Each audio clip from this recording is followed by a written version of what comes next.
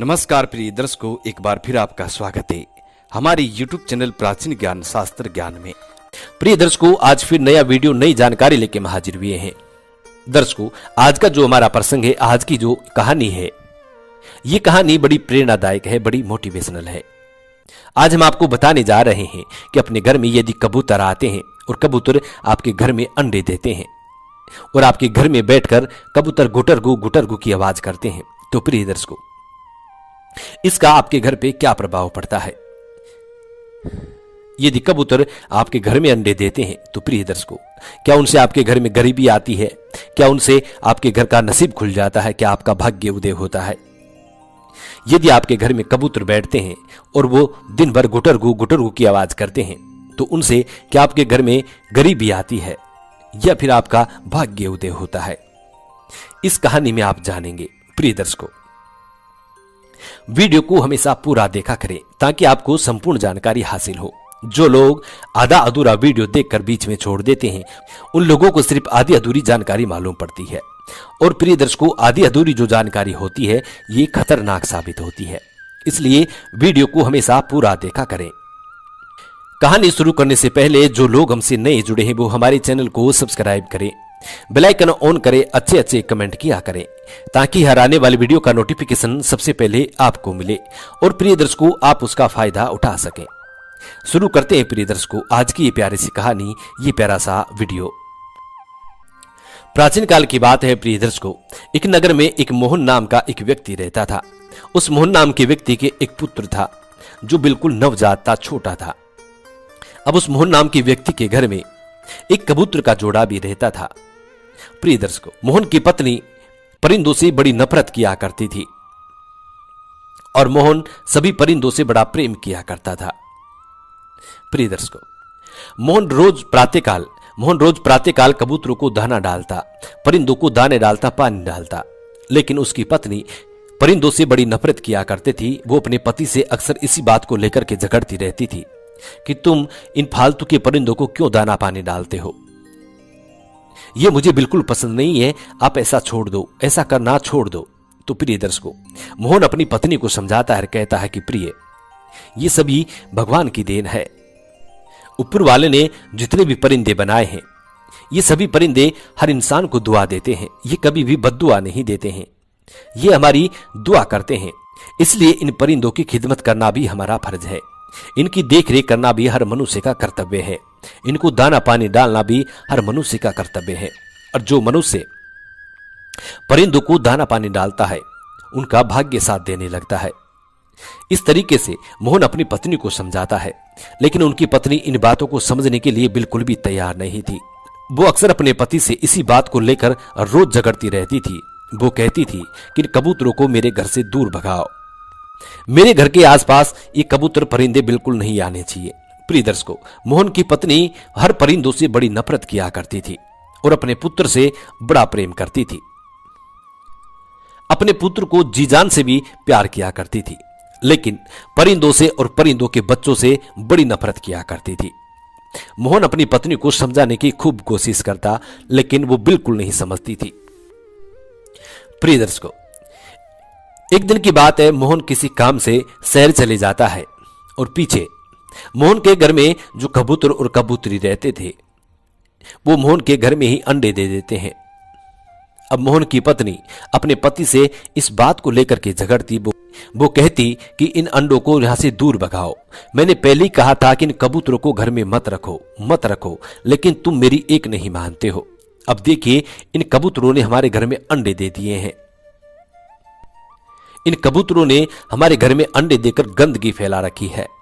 इसी बात को लेकर मोहन की पत्नी अपने पति से आए दिन झगड़ा करती, आए दिन लड़ाई झगड़े करती, लेकिन मोहन अपनी पत्नी को बार बार समझाता।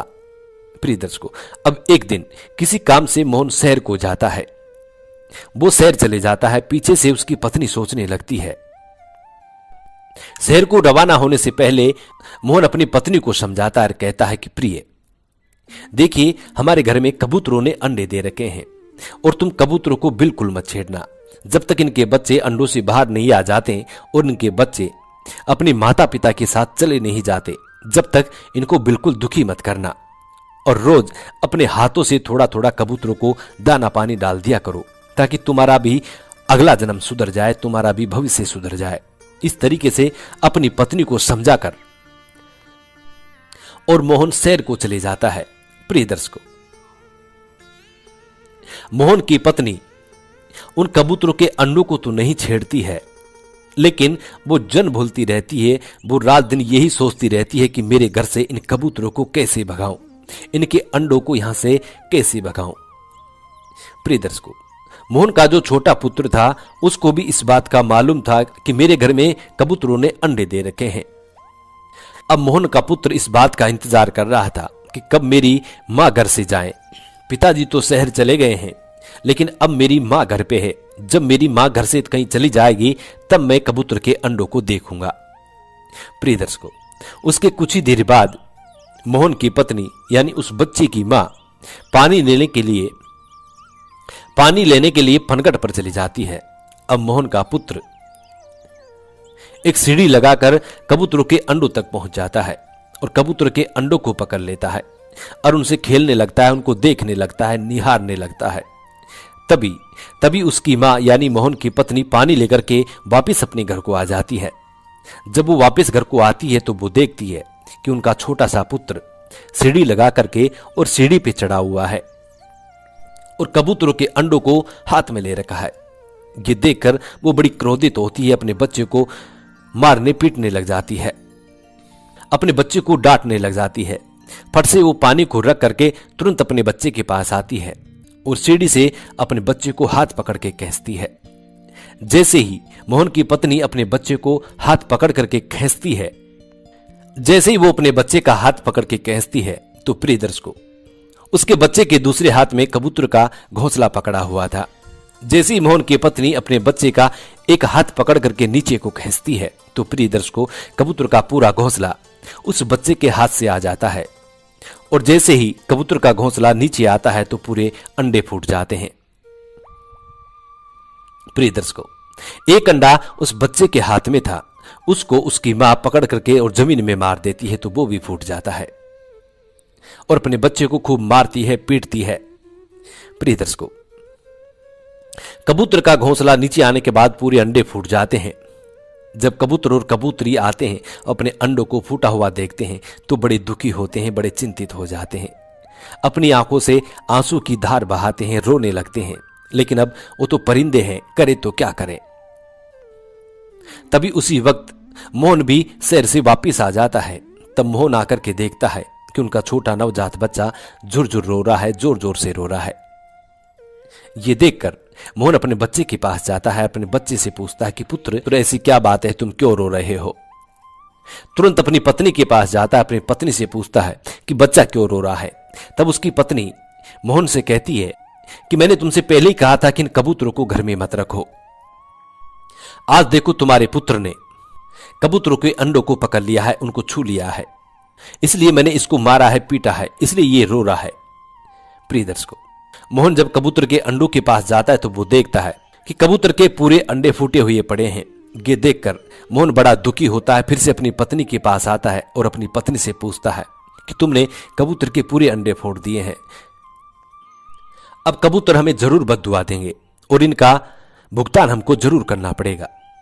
प्रिय दर्शकों, ये बात यहां खत्म हो जाती है। अब कुछ समय निकल जाता है। कुछ समय निकलने के बाद मोहन फिर से शहर जाता है।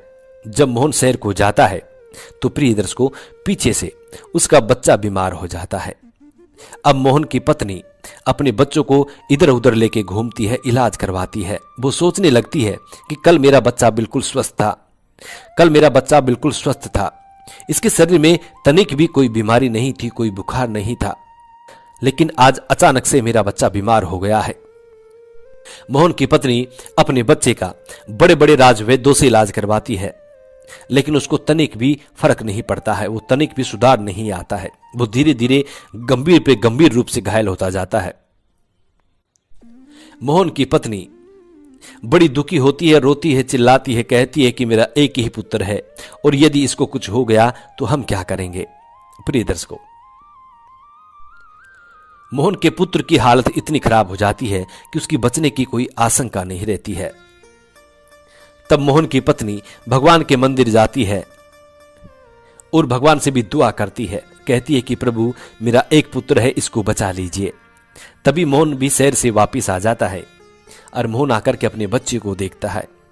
तब वो अपनी पत्नी से मिलता है, अपनी पत्नी से कहता है कि मैंने तुमसे पहले कहा था कि कभी भी किसी परिंदे की बद्दुआ मत लो, कभी भी किसी जीव जंतु की बद्दुआ मत लो।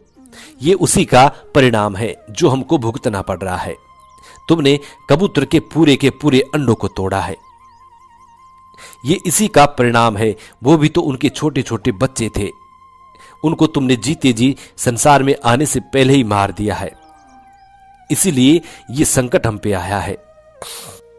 प्रिय दर्शकों, मोहन की पत्नी भगवान से रात दिन दुआ करती, उनसे अपने बच्चे को ठीक होने की भीख मांगती, लेकिन भगवान तक उनकी आवाज पहुंच ही नहीं रही थी, क्योंकि उन्होंने उसके जीवन में इतने सारे पाप किए थे। न जाने कितने कबूतरों के अंडे फोड़े होंगे, न जाने कितने कबूतरों को अपने घर से मार पीट के भगाया होगा। प्रिय दर्शकों, जब उसके बच्चे की हालात और भी ज्यादा बिगड़ जाती है, तब मोहन भी भगवान की पूजा आराधना करने लगता है। जब मोहन के बच्चे की तबीयत ज्यादा खराब हो जाती है, तो मोहन भी भगवान के मंदिर में जाकर के और पूजा आराधना करने लगता है और पूजा आराधना करने लगता है। तो प्रिय दर्शकों, जब मोहन भगवान की पूजा आराधना करता है, तब मोहन की पुकार भगवान के दरबार तक पहुंचती है और प्रिय दर्शकों, धीरे धीरे उसका बच्चा स्वस्थ होने लगता है। मोहन अपनी पत्नी को समझाता है, कहता है कि कभी भी किसी की बद्दुआ मत लो। यदि तुम कभी भी किसी भी जीव जंतु की बद्दुआ लोगे, उसका भुगतान आपको जरूर करना पड़ेगा। और जब आपके घर में कोई भी परिंदे, कोई भी पक्षी यदि अंडे देते हैं, बच्चों को जन्म देते हैं, तो उनको उस वक्त वहां से मत हटाओ। उनको तब तक मत हटाओ तब तक उनका बच्चा उनके साथ जाने के लिए तैयार नहीं हो जाता है। अब मोहन की पत्नी की ये बात बिल्कुल समझ में आ जाती है। उसके बाद वो भी परिंदों की सेवा करने लगती है, परिंदों को रोज दाना पानी डालती है। तो धीरे धीरे उनका भाग्य भी साथ देने लगता है। उनके घर में फिर किसी भी प्रकार की कोई भी कमी नहीं रहती है।